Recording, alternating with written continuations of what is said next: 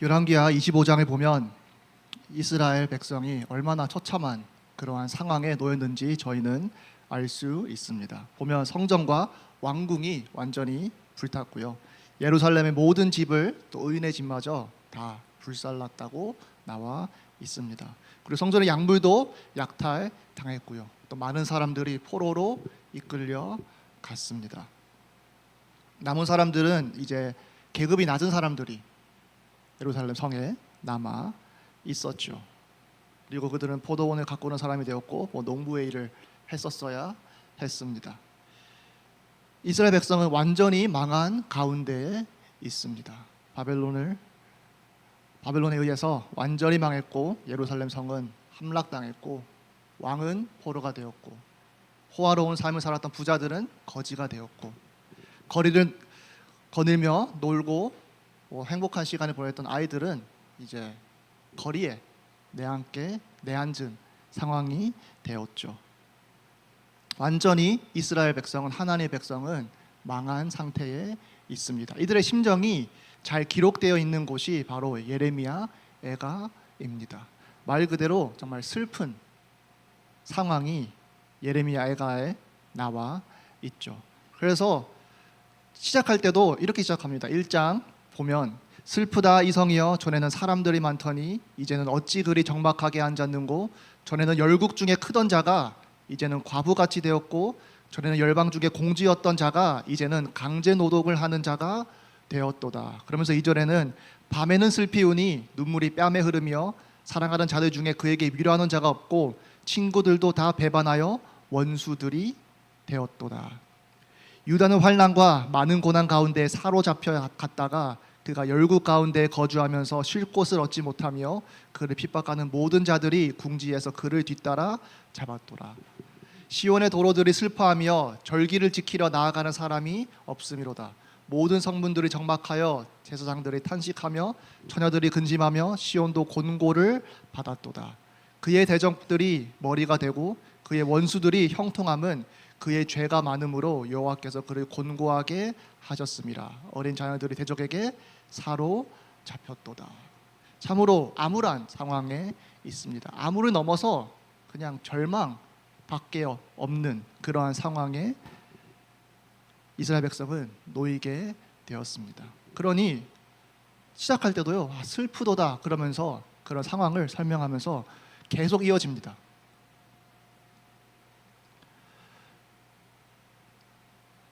이스라엘 백성은 결국에는 문제는 무엇이었나요? 왜 이렇게 망했을까요? 왜 이렇게 강대국이었다가 심지어 다윗의 때는 정말로 많은 번영을 누렸잖아요. 하나님의 도우심이 있었고 하나님의 인도하심이 있었고 하나님의 보호가 있었잖아요. 근데 그랬던 하나님의 백성이 완전히 망하게 됩니다. 그냥 큰 전쟁에서 대패한 정도가 아니라요, 그냥 예루살렘 성 자체가 함락되어 버렸습니다. 그들의 문제는 1장에 나와 있습니다. 1장 18절에 보면 여호와는 의로우시도다. 그러나 내가 그의 명령을 거역하였도다.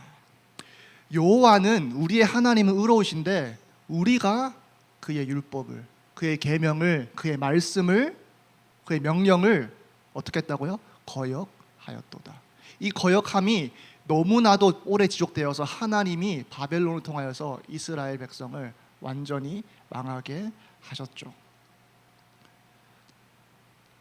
여기서 저희가 알아야 될 것은 이스라엘 백성은 표면적으로 보면 망한 이유가 뭡니까? 약했기 때문입니다. 왜 망했습니까? 군사력이 약해서. 왜 망했습니까? 바벨론이 더 셌어요. 바벨론과 붙었는데 바벨론이 셌고 이스라엘은 약했던 것입니다. 약한 자가 당연히 지죠. 계란의 바위에 부딪히며 딱 깨면 누가 깨집니까? 바위가 깨지는 것이 아니라 계란이 깨지는 것이 너무나 당연한 사실이죠. 이스라엘은 약했기 때문에 무너진 것입니다. 하지만 예루살렘 애가는 뭐라 나와 있습니까? 여호와는 의로우시나 그러나 내가 그의 명령을 거역하였도다. 우리가 약해서 멸망한 것이 아니라 하나님의 명령을 거역하였으니까 우리가 멸망한 것이다. 그러니 5절에 1장 5절에 보면 그의 대적들이 머리가 되고 그의 원수를 형통함은 그의 죄가 많음으로 여호와께서 그를 곤고하게 하셨습니다. 이스라엘의 문제는 바벨론이 세서 바벨론이 그들을 통치하는 것이 문제가 아니었습니다. 그것은 표면적인 문제였고 진짜 문제는 하나님의 말씀을 거역함으로 하나님이 진노하셨다 함에 있었던 것입니다. 근데 이제서야 하나님이 인내하실 때는 그게 잘 티가 안 나니까, 하나님이 인내하실 때는 뭐 당장 고통스러운 게 없으니까 그것을 무시하다가 하나님이 벌을 내리시니까 이제 하나님은 의로우신데 우리가 하나님께 거역했구나라고 말하는 거죠. 우리의 문제도 똑같습니다. 복음도 결국에는 똑같은 걸 말하고 있습니다. 이 세상에는 우리의 문제는 아주 많다라고 말합니다. 경제적인 문제도 문제가 될 수 있고요. 어떤 마음적인 감정적인 문제도 문제가 될 수 있고요. 어떤 정신적인 문제도 어떤 사람에게는 문제가 될 수도 있고요. 어떤 사람에게는 외로움이 문제일 수 있고, 어떤 사람은 인간관계가 문제일 수 있고, 어떤 사람은 뭐 낮은 자존감이 문제일 수 있고, 아니면 뭐 불우한 환경이 문제일 수 있고요. 아니 모든 것이 다 그렇게 크게 모자람 없는데 알게 모르게 그냥 삶이 불만족스러운 게 문제일 수도 있겠죠. 하지만 복음은 이 모든 것을요 다 얘기하지 않고요, 하나만 얘기합니다. 너희가 의로우실 하나님에게 거역하였다. 복음은 되게 심플합니다. 그 문제는 심플해요. 성경은 문제가 딱 하나입니다. 보면요, 뭡니까? 죄. 이스라엘 상황은 너무나 복잡했고요, 많은 일들이 있었습니다. 이스라엘 역사잖아요. 역사 보면 많은 일들이 있었죠. 많은 문제가 있었고요, 많은 어려움이 있었습니다. 근데요, 성경적으로 보면요, 결국에는 문제는 딱 하나였습니다. 뭐였습니까? 이스라엘 백성이, 하나님의 백성이라는 자들이 하나님의 말씀에 거역했어요. 하나님의 백성이라는 자들이 하나님의 말씀을 따르지 않았어요. 그것이 유일한 성경이 말하는 문제입니다. 창세기 3장에도 똑같죠. 문제가 뭐였습니까? 하와가 선악과를 따먹었어요. 그리고 아담을 주니까 아담은 말렸어야 했는데 아담도 똑같이 그 선악과를 먹었어요. 하나님의 말씀을 지키지 않았다라는 거죠. 죄를 지었다라는 거죠. 모든 문제가 그것에서부터 시작하여서 지금까지 흘러오고 있는 것입니다. 그것 때문에 예수 그리스도가 심지어 오셨어야 했죠. 왜냐? 이 땅에 죄가 생겼으니까. 이 죄로 인해서 모든 문제가 파생됐던 것입니다. 그래서 예레미야 애가를 보면 아주 진단을 아주 잘했어요. 우리가 약했다, 우리가 대비를 못했다, 바벨론이 좀 너무 셌다, 심지어 하나님이 우리를 지켜주지 않으셨다가 아니라 우리가 하나님 앞에 죄를 지었다. 바벨론이 우리를 멸망시킨 게 아니라 하나님이 우리를 멸망시켰다. 바벨론 우리를 곤고하게 만든 것이 아니라 하나님이 우리를 곤고하게 만드셨다. 바벨론을 통하여서. 바벨론은 그냥 도구였지 진짜 문제의 근원은 하나님이었죠. 하나님이 그렇게 하신 거죠. 왜? 그들의 죄 때문에. 그러니 어떻게 보면요, 예레미야 애가가 참 슬프도다, 우리 상황이 이렇다, 우리가 망했다, 우리 아이들은 굶주리고 왕들은 막 끌려갔고. 그런데요, 아이러니하게요, 이스라엘 백성은요 너무나 당연한 처사를 당한 거예요. 아이러니하게요, 슬픈 상황인데요, 너무나도 절망적인, 인간적으로 마음이 아픈 상황인데요, 성경적으로 하나님의 공의대로 따지면요, 뭡니까? 이게 정상이에요. 이스라엘 백성이 이러한 고통 당하는 게 정상이고 사람들이 말하는 정의입니다. 사람들이 말하는 정의 뭡니까? 악인은 그 정의가 내려지는 게 보통 사람들이 말하는 세상 정의죠.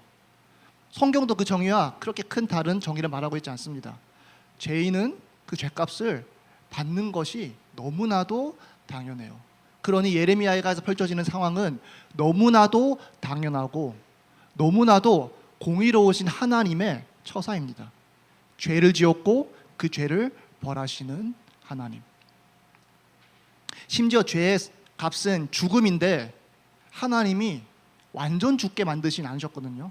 그러니 여기에도 하나님의 은혜가 있는 거예요. 3장에 거기 기록되어 있습니다. 3장에 보면 그래도 감사할 것은 우리가 완전히 망한 것은, 없어진 것은 아니다라고 그래도 소망의 말을 하죠. 그래서 더 따지고 보면 예레미야가 나온 상황이 이것보다 원래 더 했어야 했는데, 원래 더 망했고 완전히 영원히 하나님의 진노 가운데 놓였어야 했는데 하나님이 일시적으로 이렇게 채찍질을 하신 거죠. 심지어 이것마저도 하나님의 은혜가 있는 하나님의 벌이었던 것입니다. 그런데 이것이 오늘날의 많은 사람들에게 간과되는 부분인 것 같습니다. 복음의 뜻이 뭡니까? 좋은 뉴스입니다.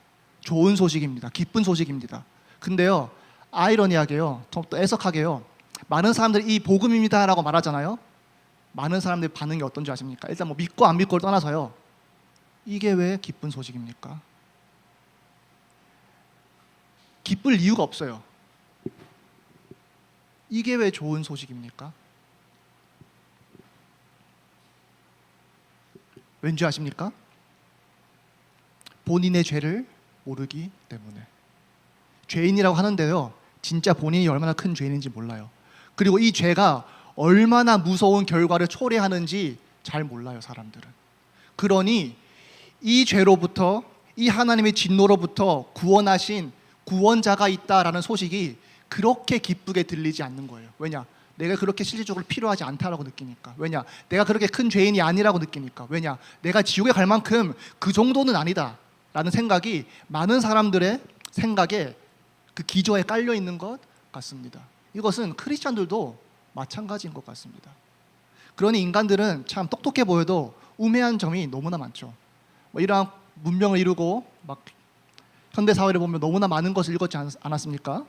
과학을 보면 사람이 얼마나 똑똑한지를 볼 수 있죠. 그러면서도 너무나 우매한 점이 가장 중요한 본인이 죄인임을, 그 죄가 얼마나 무서운 하나님의 형벌을 일으켰는지를 잘 모르는, 잘 깨닫지 못하는 모습을 인간들이 많이 보이죠. 과학으로 많이 발전시켜봤자 뭐합니까? 결국에는 하나님의 그 진노 가운데 있는데요, 빌딩을 높이 세우면 뭐합니까?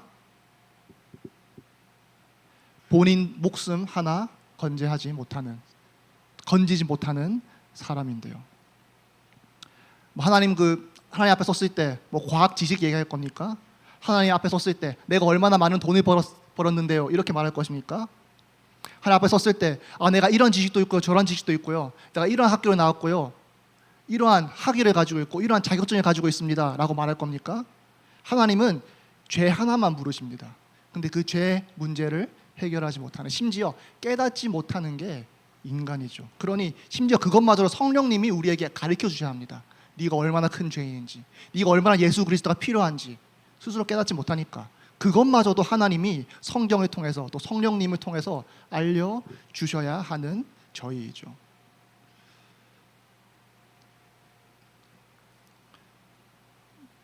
예레미야가 마지막을 보면요, 참 인상적이게 끝납니다. 개인적으로요. 처음에 어떻게 시작합니까? 1장 보면 슬프다 이 성이여, 전에는 사람이 많더니 이제는 어찌 그리 적막하게 앉았는고, 그러면서 말합니다. 그리고 마지막 네 구절을 보면 이렇습니다. 오늘 본문이죠. 여호와여 주는 영원히 계시오며 주의 보좌는 대대에 이르나이다. 이러면서 갑자기 아주 부정적인 얘기를 해요. 주께서 어찌하여 우리를 영원히 잊으시오며 우리를 이같이 오래 버리시나이까. 여호와여 우리를 주께서 돌이키소서. 그리하면 우리가 주께로 돌아가겠사오니 우리의 날들을 다시 새롭게 하사 옛적 같게 하옵소서. 주께서 우리를 아주 버리셨사오며 우리에게 진노하심이 참으로 크시나이다. 이러고 예레미야가 끝납니다. 보통 이런 거는 초반에 나왔다가 하나님 말씀하시고 그래서 답을 얻고 찬양으로 끝나는 게 보통적인 형식이잖아요. 근데 성경은 참 사실적이에요. 그냥 있는 사실을 그대로 적어요. 기술해요. 꾸밈도 없고요. 그냥 있는 그대로 말씀해 주십니다. 이렇게 끝났으니까 이렇게 기록이 남아 있는 거죠. 근데 그 끝이 처음과 똑같습니다. 물론 3장에 보면 하나님께 감사합니다. 그래서 소망이 있다. 그래서 하나님 우리를 하나님께 돌아가자. 막 이런 말이 있습니다. 근데 슬프도다. 하나님이 우리를 버리셨다. 이런 내용이죠, 결국에는. 그리고 마지막도 똑같습니다. 주께서 우리를 아주 버리셨사오며 우리에게 진노하심이 참으로 크시니이다. 저는 예레미야 일가로부터 저희가 배울 점이 아주 많다라고 생각합니다. 많은 사람들이 복음을 이해한다라고 말하고 하나님의 말씀 또 안다라고 말하지만 이것이 이 부분에 많이 간과되어지는 것 같습니다. 저를 포함해서도요. 너무나 죄의 심각성을 깨닫기 이전에 그 죄를 해결하신 예수 그리스도께 너무나 빨리 넘어가는 경향이 있는 것 같습니다. 진정으로 복음을 더 깊이 아는 사람일수록 저는 죄에 대한 이해가 더 깊다라고 생각합니다. 죄가 크면 클수록 십자가가 더 커지기 마련이잖아요. 죄가 깊어지면 깊어질수록 이 십자가의 도가 더 깊어집니다. 근데 예수 그리스도의 그 십자가가 왜 그렇게 감사하지 않고 왜 그렇게 중요하게 보이지 않고 대단해 보이지 않을까요? 그런 순간이 있다라고 가정한다면요. 내 죄 문제가 그 정도로 크지 않은 거예요. 하나님의 진노하심이 그렇게 크게 와닿지 않은 거예요. 하나님이 우리 완전히 버리셨는데 그것을 잘 이해하지 못하는 거예요. 마치 이스라엘 백성은 하나님이 당연히 우리 편이지 이렇게 생각했잖아요. 저희도 그렇게 생각하는 부분이 분명히 있을 거라 생각해요. 하나님 당연히 우리 편이지. 마치 부모가 자식에게 자신이 어렵게 번 돈을 쓰고 그 시간, 그 에너지를 다 쏟아붓잖아요. 그 자식에게. 그 자식은 이것이 감사한 것이다라고 생각은 하지만 그와 동시에 어떤 마음이 있습니까? 보통 부모니까 당연하지라는 생각도 분명히 있습니다. 다 있습니다. 그렇지 않으면 자녀들이 부모에게 받는 것을 당연하게 생각하지 않겠죠. 제 3자가 그런다 생각해 보세요. 너무나도 놀라운 일이죠. 제 3자가 갑자기 그냥 네 등록금 내줄게 하면 얼마나 감사해요. 심지어 뭐 성적이 좋지 않음에도 불구하고 어디 대회 나가가지고 어디 상을 타고 어떤 그런 실력을 입증하지 않았음에도 불구하고 부모는 그냥 자식이라는 그 사실 하나로 등록금도 내주고요, 밥도 주고요, 재워도 주고요, 입혀주기도 하고요, 다 해줍니다. 해줄 수 있는 거. 감사하다고 하면서 당연하다라고 생각하는 부분도 있죠. 그냥 부모니까. 저기도 이런 마음이 하나님께도 있는 것 같습니다. 원래 우리의 처지는 원래 우리가 받았어야 했던 것은 주께서 우리를 아주 버리셨사오며 우리에게 진노하심이 참으로 크시나이다. 이스라엘의 상황이 그냥 우리의 상황이에요. 원래 이스라엘이 받았던 그 하나님의 형벌이요, 우리가 받았어야 하는 형벌이에요. 이스라엘 완전 망했잖아요. 우리도 완전히 망했어야 해요. 이스라엘이 밥도 잘 못 먹고요, 잘 입지도 못하고요, 잘 자지도 못하고요, 의식주 해결이 그냥 잘 해결되지 않는 상황이잖아요. 이런 상황이 놓인 인간은 뭐라 합니까? 아이고 나 불쌍하다. 이러한 처지에 있는 나 너무나 불쌍하다. 자기 연민을 느낄 것입니다. 근데 자기 연민 느낄 거리가 아니에요. 자세히 보면요. 왠지 아십니까? 그거보다 더한 것을 원래 받았어야 하는 죄인이니까. 근데 이 부분을 저희가 많이 이해하지 못하죠. 동의하면서도 정서적으로, 마음적으로, 감정적으로 이것을 이해하기라는 참으로 어려운 것 같습니다. 왜냐, 알게 모르게 그래도 이거는 기본적으로 보장돼야 되는 거 아닌가요? 그래도 하나님 나를 구원하시는 게 어떻게 보면 그래도 하나님이시니까 하나님 일하신 거 아닌가요? 이런 생각이 우리 기저에 많이 깔려 있는 것 같습니다. 예레미야 일가를 보면 전혀 아니죠. 예레미야 일가를 보면 주께서 우리를 버리셨사오며 우리에게 진노하심이 참으로 크시나이다. 이것이 유일한 이스라엘의 문제였으며 이것이 이스라엘이 고통 가운데 있는 유일한 이유였습니다. 이것이 가장 큰 문제였고 가장 시급한 문제였고 가장 근본적인 문제였습니다. 그래서 예레미야 일가를 보면요, 이 문제와 상황적인 문제를 같은 선상에 놓고 말하죠. 그냥 관계가 끊어졌는데 혈통하고 잘 되고 번영하고 이것이 따로가 아니라 이들이 번영을 잃어버리고 이들이 완전 바벨론의 억압을 받고 의식주가 해결이 안 되고 완전히 거짓골로 살아가는 것과 하나님의 관계가 끊어진 것과 하나님이 그들을 버리신 것과 동일선상에 똑같은 걸로 묶어서 예레미야 일가는 말하고 있습니다. 그런데 표면적으로 보면 바벨론에게 억압당하는 이스라엘, 더 근본적인 문제는 뭡니까? 하나님이 버리신 이스라엘. 그리고 진노하심이 참으로 크신 그 상태가, 그 진노함이 이스라엘 백성에게 그 머리 위에 있는 것이 진짜 문제였죠. 그러니 예레미야 애가를 보면 이 상황을 초래한 원인을 철저히 하나님께 둡니다. 하나님이 이렇게 하셨다고 말해요. 바벨론이 아니라. 그러니 2장 5절과 9절에 보면요, 이런 말들이 나오죠. 주께서 원수같이 되어 이스라엘을 삼키셨으며, 주께서 원수가 되었다라고 했죠. 원수같이 되어 이스라엘을 삼키셨으며, 바벨론이 삼키신 게 아닙니다. 바벨론이 원수된 것이 아닙니다. 주께서 원수같이 되어 이스라엘을 삼키셨으며, 그 모든 궁궐들을 삼키셨고, 바벨론이 아니죠. 하나님이 그랬다는 거죠. 경관 성들을 무너뜨리사 딸 유다의 근심과 애통을 더하셨도다. 바벨론이 아니라 하나님이 하셨다 이거죠. 주께서 그의 초막을 동산처럼 헐어버리시며 그의 절기를 폐하셨도다. 바벨론이 아니죠. 하나님이 그러셨다. 이렇게 말하고 있죠. 여호와께서 시온에서 절기와 안식일을 잊어버리게 하시며, 아니 하나님은 절기와 안식일을 좋게 받으시는 분 아니십니까? 근데 하나님이 그거를 폐기시키셨대요. 안식일을 잊어버리게 하셨대요. 그리고 그가 진노하사 왕과 제사장을 멸시하셨도다. 아니 하나님의 사람들인데 멸시하셨다 라고 나와 있죠. 그래서 7절에 여호와께서 또 자기 제단을 버리시며 자기 성소를 미워하시며 궁전의 성벽들을 원수의 손에 넘기셨음에 그들이 여호와의 전에서 떠들기를 절기의 날과 같이 하였더라. 여호와께서 딸 시온의 성벽을 헐기로 결심하시고 줄을 띠고 무너뜨린 일에서 손을 거두지 아니하사 성벽과 성곽과 통곡하게 하셨음에 성곽으로 통곡하게 하셨음에 그들이 함께 쇠하였도다. 그리고 마지막 9절 보면 성문이 땅에 묻히며 빗장이 부서져 파괴되고 왕과 지도자들이 율법 없는 이방인들 가운데 있으며 그 성의 선지자들은 여호와의 묵시를 받지 못하는도다. 이들의 손에 넘겨준 이가 바로 하나님이라는 거죠. 여호와라는 거죠. 여호와의 관계가 완전히 훼손됐다라는 거죠. 여호와께서 원수같이 되셨다라는 거죠. 여호와께서 직접 그 제단을 버리시고 왕과 제사장을 멸시하시고 절기와 안식일을 잊어버리게 하시고 그 집을 태워버리신 게 여호와라는 겁니다. 왜? 여호와의 진노하심이 크셨기 때문에. 표면적으로 바벨론이 문제였지만 진짜 문제는 하나님과 이스라엘 관계에서 비롯되었습니다. 표면적으로 약함이 문제였지만 진짜 문제는 죄가 문제였습니다.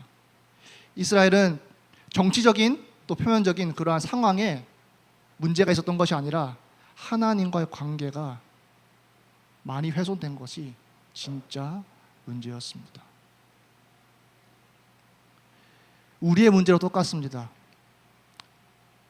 참 예레미야 일가를 보면요, 복음의 흐름이 보이죠. 뭡니까? 이스라엘이 원래 하나님의 백성이었잖아요. 저희가 원래 하나님의 형상으로 지음받은 피조물이잖아요. 근데 죄를 지었어요. 이 죄 때문에 무엇이 문제가 되었습니까? 하나님과 우리 관계에 아주 큰 문제가 생긴 겁니다. 그러니 에덴 동산에 쫓겨났죠. 이때부터 이미 저주는 시작된 거예요. 이때부터 인간이 해결할 수 없는 문제는 시작된 거예요. 이때부터 인간은 그냥 망한 상태에 있는 거예요. 단지 표면적으로 자신의 삶 속에서 그것을 느끼느냐 안 느끼느냐, 그거는 개인마다 차이가 있을지언정 본질은 다 똑같습니다. 부자나 가난한 자나, 건강한 자나 건강치 않은 자나, 나이 많은 자나 나이 적은 자나, 똑똑한 자나 똑똑치 아니한 자나, 문제는 똑같습니다. 하나님의 진노하심이 크십니다. 하나님이 우리를 버리셨도다. 그러니 3장에 보면 이런 말이 나옵니다. 40절에 보면 우리가 스스로 행위를 조사하고 여호와께로 돌아가자. 그러니 해결책이 뭡니까? 여호와가 우리를 버리셨는데, 그러니까 우리가 죄를 지었는데, 그러니까 우리 스스로 행위를 조사하고 뭡니까? 우리 삶을, 우리 행위를 뒤돌아보자 이거죠. 그리고 여호와께로 돌아가자. 우리가 먼저 여호와를 떠났으니 이제 우리가 여호와께 돌아가자. 그러면서 마음과 손을 아울러 하늘에 계신 하나님께 들자. 옛날에 그냥 손만 들었던 이스라엘, 그냥 종교적으로 의식적으로 손만 들었던 이스라엘 백성인데 이제는 마음과 손을 아울러서 하늘에 계신 하나님께 들자라고 말합니다. 하나님께 돌아가자 이거죠. 왜냐? 죄가 문제였으니까. 우리가 군사력을 키우자가 아닙니다. 하나님께 돌아가자. 여러분의 인생 문제, 결국에는 성경은 죄라고 말하고 있습니다. 성경은 우리의 모든 문제를 해결하러 오신 것은 아닙니다. 예수님께서 우리는 딱 한 가지를 해결하시러 오신 거예요. 우리의 죄. 우리가 하나님과 완전히 끊어진 그 상태, 우리가 죄에 노예된 그 상태로부터 해방하시러 예수 그리스도는 이 땅에 오신 것입니다. 예수님이 오셨을 때 많은 사람들이 정치적인 해방을 원했던 사람들이 아주 많았죠. 그런데 예수님은 로마로부터 해방이 아니라 죄로부터 해방하러 이 땅에 오셨고, 그것 때문에 십자가에서 죽으셨습니다.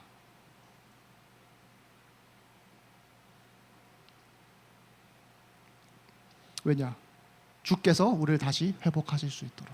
왜냐? 하나님의 진노하심이 우리에게 아니라 본인에게 임할 수 있도록. 그래서 육신을 입고 오셨고 죽으셨고 부활하셨죠. 그 예수 그리스도로 말미암아 예레미야 예가는 물론 회복의 언어도 있지만 마지막에 어떻습니까? 참 암울하죠. 우리 버렸다 하나님이 화가 아주 많이 나셨다. 여기서 우리가 할 것은 돌아가자 했지만 할 수 있는 건 아무것도 없습니다. 돌아가고 회개하는 것밖에 없습니다. 하나님이 언제까지 이렇게 하실지 모릅니다. 심지어 아주 버리셨다라고 나와 있죠. 이 저자는 잠시 버렸다라고 느끼지 않았나 봐요. 그러니까 아주 하나님이 버리셨다라고 느꼈나 봐요. 그러니까 아주 버리셨도다라고 말하고 있죠. 예레미야 예가는 이렇게 끝나지만 하나님의 구속사는 계속 진행되었습니다. 그리고 예수 그리스도의 그 피로 말미암아, 그 부활로 말미암아 22절이 저희의 인생 결론이 되지 않도록 예수님께서 그렇게 하셨습니다. 원래는 예수 그리스도 오지 않으셨으면 22절이 주께서 우리를 아주 버리셨사오며 우리에게 진노하심이 참으로 크시니이다가 원래 우리 결론이고 우리 마지막이어야 되고 우리가 원래 당했어야 하는 처사였는데, 원래 이것이 우리의 처지였는데 예수 그리스도께서 우리를 이 문제로부터, 이 저주로부터 그 십자가로 완전히 회복하시고 저를 완전히 건지셨죠.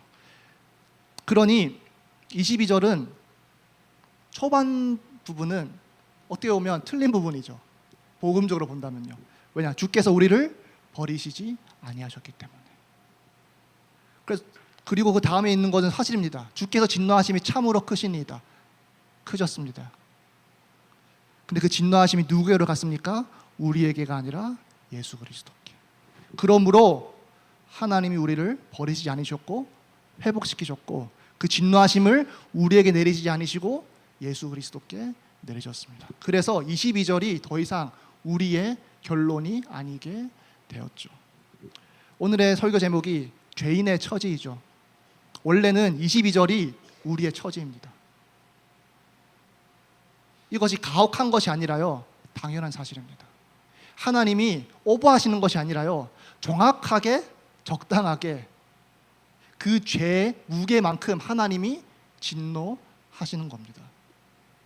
근데 그게 뭐라고요? 주께서 우리를 아주 버리셨사오며 우리에게 진노하심이 참으로 크시니이다. 이 우리의 죄의 그 무게를 우리가 조금이나마 더 깨닫는 시간이 되었으면 좋겠습니다. 우리가 얼마나 미천하고 우리의 처지가 얼마나 우리가 생각하는 것보다 더 밑바닥인지 조금 더 인정되어지는 시간이 되었으면 좋겠습니다. 왜냐? 성경이 그냥 그렇게 말하고 있어요. 성경이 심플합니다. 하나님이 그렇게 말하고 있습니다. 우리의 판단은 중요치 않습니다. 하나님의 판단이 중요하죠. 하나님의 판단은 뭡니까? 그냥 우리는 하나님의 진노로 완전히 멸망해야 하는 이스라엘과 다를 바 없는 사람입니다. 하지만 예수 그리스도 통하여서 저희를 완전히 그 문제로부터 건지셨습니다. 여기에 대한 감사가 좀 있는 저희 제사교회 학생부가 되었으면 좋겠습니다. 하나님이 우리를 구원하시는 것 당연하지 않습니다. 오히려 당연한 거 뭡니까? 하나님의 진노하심이 내게 임하는 것이 당연하고 너무나 자연스러운 것입니다. 그러니 저는 복음을 아주 인위적이고 아주 부자연스러운 하나님의 은혜라고 생각합니다. 하나님이 그냥 부자연스럽게 끼어들었어야 했어요. 아주 부자연스럽게 십자가에 돌아가셨어야 했어요. 그렇게 해야만이 자연스럽게 우리가 받아야 할 형벌이 끊어지기 때문에. 그래서 예수 그리스도의 그 십자가와 부활, 그 구원에 감사함이 있는 저희가 되었으면 좋겠습니다. 원래 우리의 처지는 이거였는데 우리를 구원하신 하나님의 사랑과 은혜와 그 신실하심을 우리가 더욱더 깨달아가는 우리 학생부 되었으면 좋겠습니다. 기도하시겠습니다. 아버지 감사합니다. 원래 우리의 처지는, 또 우리의 결론은 예레미야의 마지막 절처럼 하나님이 우리를 버리셨고 하나님의 진노하심이 참으로 크십니다가 원래 우리의 결론이었어야 했으나 하나님께서 우리를 사랑하셔서 예수 그리스도라는 은혜를 내려주심을 감사드립니다. 오로지 예수 그리스도의 그 희생과 그 부활 때문에 저희가 온전히 회복되었사오니 예수 그리스도에 감사하는 저희가 되게 하여 주시옵시고 예수 그리스도를 평생 섬기는 저희가 되게 하여 주시옵소서. 주 예수 그리스도의 이름으로 기도드렸습니다. 아멘.